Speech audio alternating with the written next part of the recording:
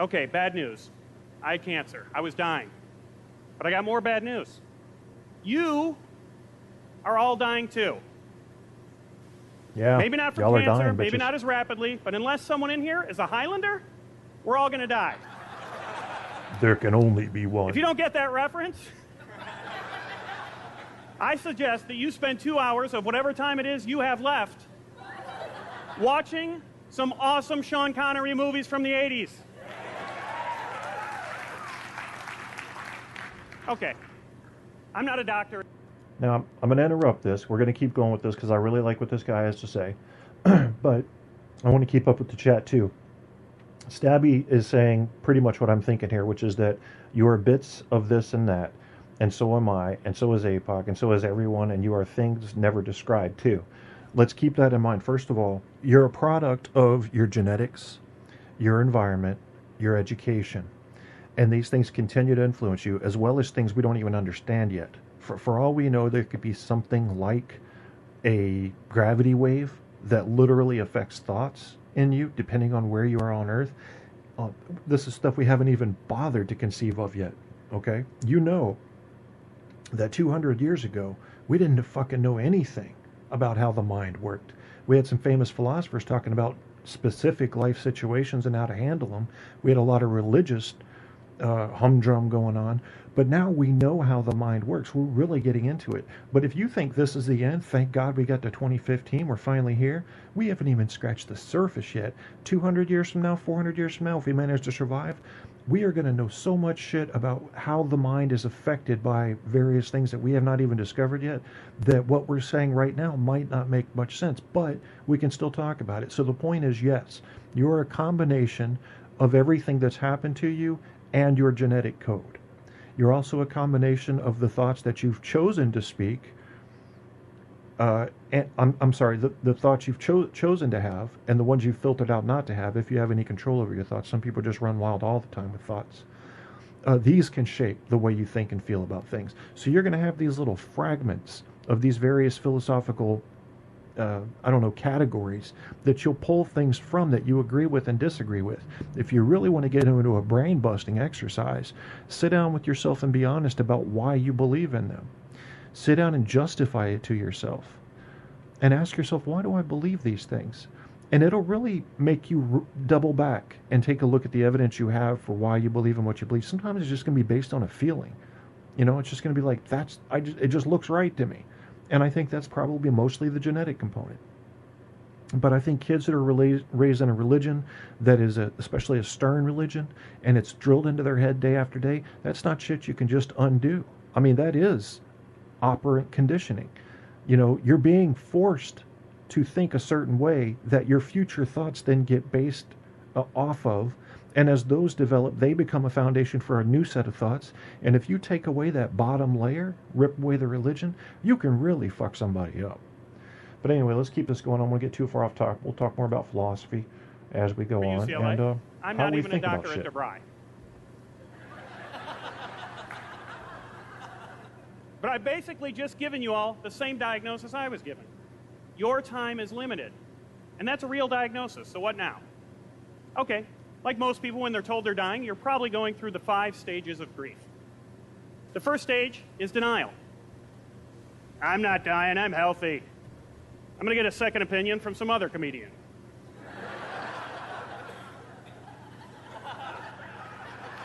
Grief. Denial. Stage 2 is anger. There's a comedian at the end of the day telling me I'm dying? Can we get that robot from the first session to come back up and tell a few jokes? Stage 3 is bargaining. Okay, we're all dying. Maybe there's a mortuary that offers a Groupon. God, will you make a deal with me?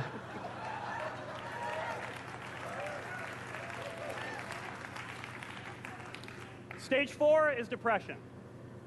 Well, it feels like a depression, but trust the Wall Street Journal. It's really just a mild recession. I've missed a lot of great movies. Stage 5, the final stage, is acceptance. Okay, I'm not immortal. Maybe my only hope is to live long enough that Willard Scott will announce my name on my birthday. Well, we can all hope for that. So what now? Well, let me tell you what I did when I was told I might only have 5 years to live. First of all, I got a lot of advice. A lot of friends wanted to help. A friend of my wife told me that maybe this news would give me a whole new perspective. That maybe I should What look would at you do if you cancer had 5 as a years gift. left? Would you give up? A gift? Could motivate you. Cancer is a gift? Well, she is definitely not the person in the office you want drawing your name at the Secret Santa.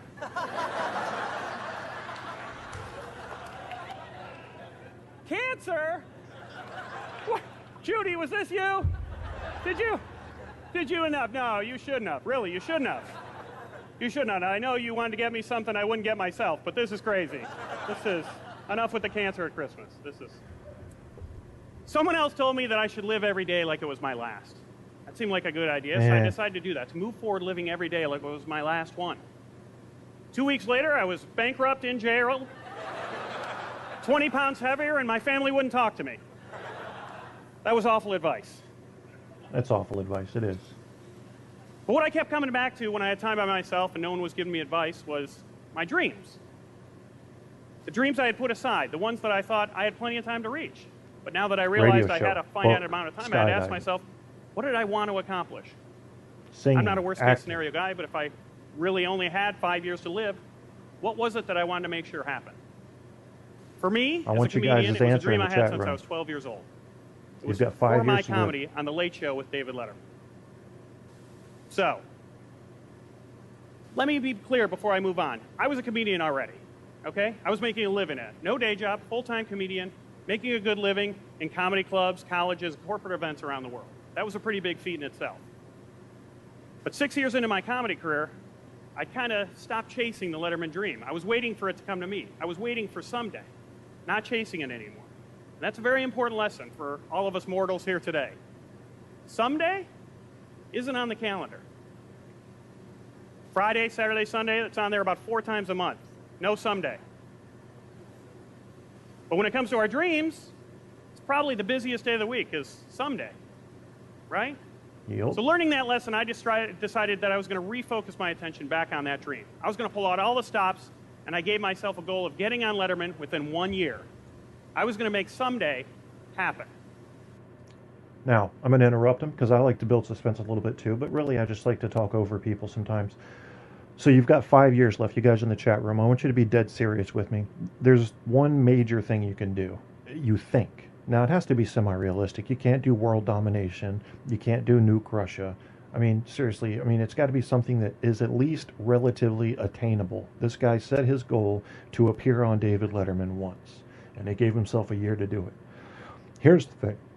Like, for me, I've got this one book I want to finish, and I've already had people ask me, like in writing forums that I go to, well, how come just this one? You've written some before, you're going to want to write some after. Why this one? Because I just get this feeling I might not be alive in 5 years. And it does reset your priorities. Like, there are more important things that I want to do, especially regarding family, than to write a book. A book that might not get a whole lot of exposure or coverage or really mean anything in the grand scheme of things. But this is something that I can feel down at the heart level. This story needs to be told accurately. It's a great story. It has all of the elements of a true heroic saga, and yet I've got to tell it right, because the story Braveheart was fucked up, and frankly, the stuff that actually happened was just as exciting as the stuff that happened in Braveheart. So I don't know why they didn't tell the real story, but I'm going to tell the real story. I already started the book. So anyway, what do you have that you really want to do? You probably should at least consider that, especially you guys that are past 40, you don't know, man. You just don't know when you're going to fucking keel over. And even if you do, let's say you live to 85. What if you become pretty severely disabled within the next 5 years? Could be fucking bone cancer that you manage, or anything like that suddenly makes you not the person you were when you kept putting shit off that you were going to do. So you have to decide if you're going to do something. Waiting is a killer. Waiting is what people on their deathbed say they shouldn't have done. Why did I wait? Why didn't I do that? I wanted to do that so bad. What is it that you really want to do? You guys aren't going to be honest with me in chat. I wish you would. I don't know exactly what you would do if you only had 5 years to go. I would almost want to reduce that to a year just to speed things up. Well, let's keep I this started going yelling anyway. my dream to anyone who would listen. Started calling in every favor I was owed. I found out everyone who worked on the show and begged them to help me I get an agree, audition. RD. I even started asking people at comedy clubs after they'd seen me to email the show and beg Dave to book me. And guess what? I didn't make it. My ironically named deadline came and went. But I was so renewed about my dream and my newfound passion for it, I decided to give myself an extension. One more.